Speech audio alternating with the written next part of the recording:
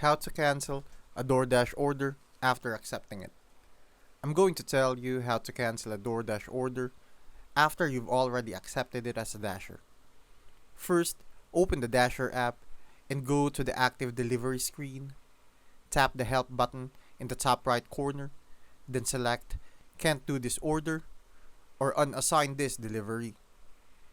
The app will ask for a reason. Just choose the one that fits best, like too far, issue at store, or personal reasons. After that, confirm the unassignment. The order will be removed from your queue and another dasher will be assigned to it. You can do this without penalty if it's occasional, but canceling too many orders may affect your completion rate, which could limit your access to high priority shifts or top dasher status. So only unassign if you really need to. That's how you cancel a DoorDash order after accepting it.